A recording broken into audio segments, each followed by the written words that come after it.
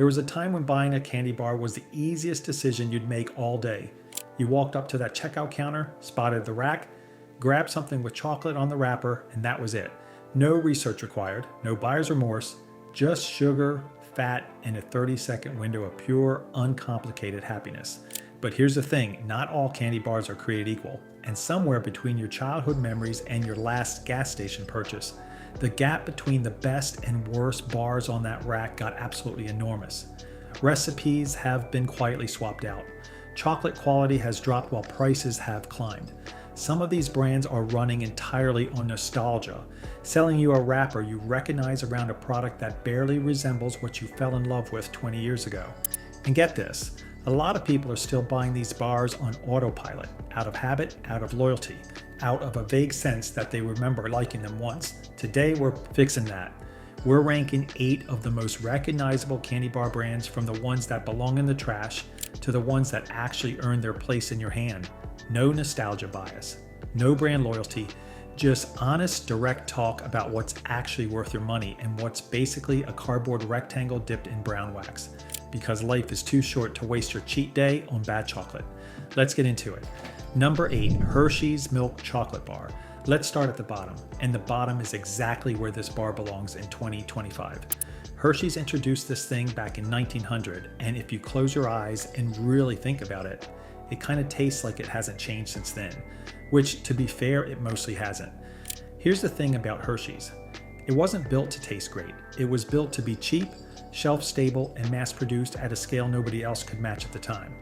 And to pull that off, they developed a production process involving partially lipolyzed milk, which creates butyric acid. That's the compound responsible for the slightly sour, tangy, almost vomit-adjacent note you get in every single bite. American consumers grew up with it and call it the Hershey's taste. Everyone else on the planet calls it deeply unpleasant. The texture doesn't help. It's waxy in a way that coats your mouth without ever actually melting cleanly. The cocoa percentage is low enough that calling it a chocolate bar feels generous. It's more of a sugar delivery system with chocolate-adjacent flavor notes. The real kicker is that Hershey's knows this. They've had the resources for decades to reformulate, to use better cocoa to compete with European chocolate on quality. They've chosen not to, because the nostalgia is doing the heavy lifting, and they're banking on you being too conditioned by childhood memories to notice that what you're eating tastes like sweetened candle wax. Bottom line, this bar isn't terrible in the way that actively offensive food is terrible.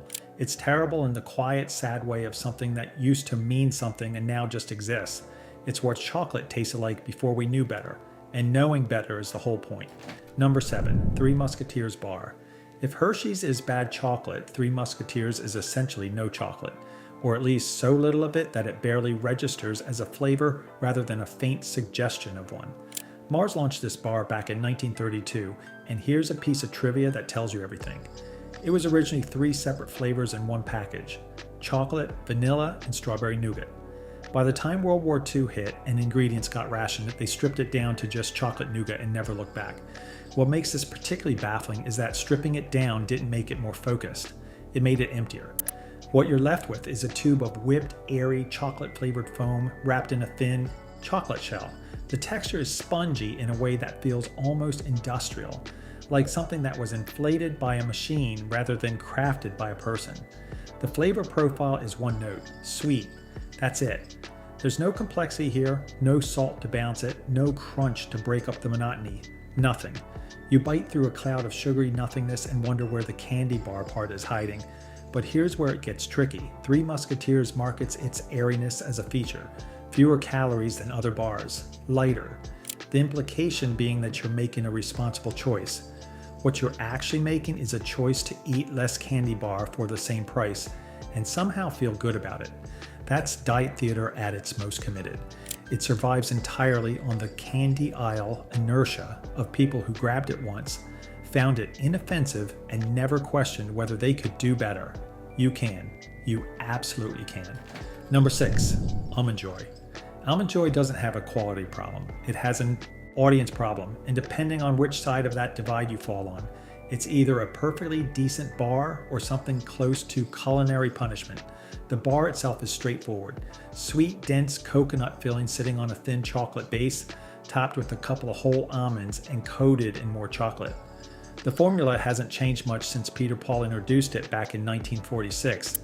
Here's the thing, if you love coconut, Almond Joy is probably a solid 6 or 7 out of 10 for you. The coconut filling is genuinely sweet without being artificial tasting.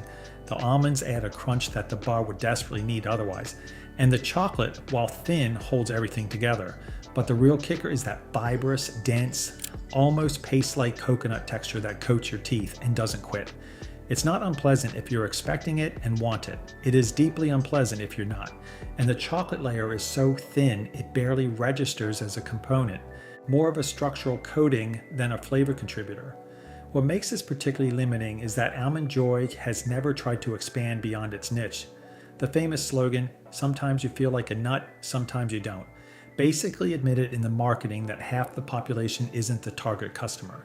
That's an unusual level of honesty for a candy brand, and it explains exactly why this bar sits in the middle of the pack. If you hate coconut, avoid this like it owes you money. If you love coconut, you already know whether this bar is for you. Everyone else can keep walking. Number 5, Butterfinger. Butterfinger is the candy bar equivalent of someone who's incredibly charming and completely exhausting at the same time. You want to love it. Parts of it are genuinely great, and then it falls apart on you, literally, every single time. The core concept is legitimately good.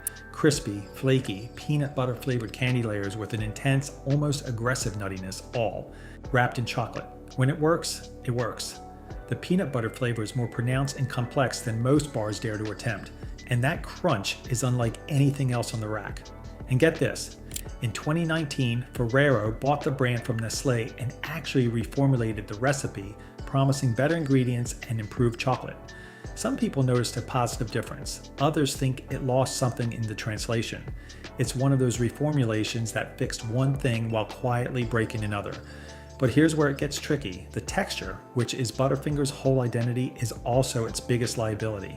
It doesn't just crunch when you bite it, it shatters. It sends fragments in 3 directions. It coats the inside of your mouth with a layer of peanut butter dust that no amount of water fully clears. You don't eat a Butterfinger so much as you survive one. Bottom line, Butterfinger is a good candy bar with a structural engineering problem. It's a bar that commits so hard to its defining characteristic that the characteristic becomes a flaw. Delicious in concept, chaotic in execution. Like a sandcastle built at high tide. Impressive for about 45 seconds. If this is already saving you from a bad candy bar decision, do me a favor and hit that subscribe button so you don't miss what's next. Number 4, Milky Way. Here's the thing about Milky Way. Nobody's ever been disappointed by a Milky Way, but nobody's ever been genuinely thrilled by one either. It exists in this comfortable, reliable, completely unexciting middle ground that makes it very hard to criticize and very hard to get excited about. The formula is simple. Chocolate nougat on the bottom, a layer of caramel on top, all coated in milk chocolate. It's smooth, it's sweet, it's inoffensive, and it tastes exactly like what it is. What makes this particularly telling is that it's essentially a Snickers bar with the peanuts removed. And without the peanuts, you lose the salt, you lose the crunch, and you lose the thing that makes Snickers feel like it's actually doing something for you. Milky Way is just the soft parts of a better candy bar, floating without an anchor. The real kicker is that it doesn't even try to distinguish itself. The chocolate is fine, the caramel is fine, the nougat is fine, everything is fine. And in a ranking like this, fine is a 4 out of 8, exactly where it lands. It's the vanilla ice cream of candy bars. Not vanilla as an insult to vanilla, which is actually a complex and excellent flavor. Vanilla as in the default, the safe choice. The thing you pick when you can't make a decision and you just need something that won't let you down. Milky Way won't let you down. It also won't do much to lift you up. And at current candy bar prices, you might want a little more from your dollar. Number 3, KitKat. KitKat figured out something that most candy bars never do. Texture can carry a product further than flavor. Alone, not instead of flavor, but if you nail the textural experience, the flavor almost doesn't have to work as hard. And the KitKat texture is genuinely excellent. 4 fingers of crispy wafer, layered and coated in milk chocolate that snaps cleanly when you break it. That snap is iconic enough that it's basically part of the brand identity at this point. The wafer is light without feeling empty, crunchy without being hard, and the chocolate to wafer ratio is calibrated well enough that neither element overwhelms the other. Here's the thing, KitKat isn't trying to be a meal replacement or a flavor adventure. It's trying to be a pleasant, snackable break from whatever you're doing. Have a break, have a KitKat. The slogan is honest in a way that most candy marketing isn't. This bar knows exactly what it is. And get this, KitKat has also proven globally that the base formula is versatile enough to support dozens of flavor variations, particularly in Japan, where you can find versions in matcha, sake, wasabi, and everything in between. The American version keeps it simple, and the simple version holds up. The mild sweetness means it doesn't overwhelm you the way some bars do. You can eat a KitKat and not feel like you need to lie down afterward. Bottom line, KitKat earns its spot near the top by doing exactly what it sets out to do, every single time, without compromise. That consistency is rarer than it sounds. And if you're finding this ranking useful, hit the like button. It really helps the channel cut through the noise. Number 2, Twix is what happens when someone designing a candy bar asks, what if this was actually more like a dessert? And then follows through on the answer with real commitment. The construction is what sets it apart. You've got a shortbread cookie base, which is already doing something no other bar on this list does. Actual baked cookie. Then a layer of caramel that's thick enough to be chewy without becoming sticky. Dental work. Then a chocolate coating that ties it together. 3 distinct components, 3 distinct textures. One bar that feels genuinely more complex than almost anything else in the candy aisle. What makes this particularly impressive is that each layer holds its structural integrity. The cookie stays crisp, the caramel doesn't overwhelm it, the chocolate coats evenly. You get a different textural experience in each bite depending on the ratio you hit, and somehow it works every time. Here's the thing, the left Twix versus right Twix marketing campaign is completely absurd and has no basis in any real difference between the 2 sticks. But it worked. It worked because it invited people to have an opinion about something they were already eating. And having an opinion about your candy bar means you're engaged with it in a way most candy brands never achieve. The real kicker is the price to satisfaction ratio. Twix gives you 2 separate bars, a genuinely complex flavor profile, and a snacking experience that feels like a miniature caramel shortbread dessert for roughly the same price as a Hershey's bar that tastes like a science experiment from 1900. Twix is the near gold standard of accessible candy bars. It only loses the top spot because one bar does everything it does, plus more. Number 1, Snickers. Snickers isn't a candy bar, it's a piece of engineered snack perfection wearing a candy bar costume.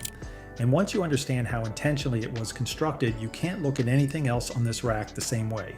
Let's talk about what's actually happening in a Snickers. Nougat adds the soft sweet base, a thick layer of caramel that adds chew and richness, roasted peanuts that introduce salt, crunch, and protein in a single ingredient, milk chocolate coating that ties every layer together, 4 components, each one doing a different job, each one making the others better. Here's the thing, the peanuts are the secret weapon. They're the reason. Snickers feels filling in a way no other candy bar on this list comes close to matching. You eat a 3 Musketeers and you're hungry again in 12 minutes. You eat a Snickers and something actually registers. The protein and fat from the peanuts changes the entire metabolic experience of what is technically still a dessert food. The sweet to salty balance is calibrated at a level that should require more engineering than it appears to. It's not salty, it's not aggressively sweet, it's balanced in a way that keeps you eating without tipping into overwhelming territory. That's harder to achieve than it looks. And get this, the You're Not You When You're Hungry campaign became one of the most recognizable advertising platforms in the world, not because of the budget, but because the product actually supports the premise. Snickers can genuinely take the edge off hunger in a way that most candy bars can't even pretend to. The real kicker is the consistency. Every Snickers, from a gas station in the middle of nowhere to an airport kiosk, delivers the same result. That reliability at scale is a legitimate achievement. Bottom line, Snickers is the undisputed top of this ranking because it does more than any other candy bar at every level. Better flavor balance, better texture variety, better satiety. It's the flagship product of the entire candy bar category, and it's earned that position. So here's where we landed, Hershey's and 3 Musketeers at the bottom, coasting on brand recognition while delivering far less than they charge. Almond Joy in its polarizing coconut locked lane. Butterfinger exploding into fragments with every bite, Milky Way being reliably, safely, unexcitingly fine. Then KitKat proving that texture is a real competitive advantage.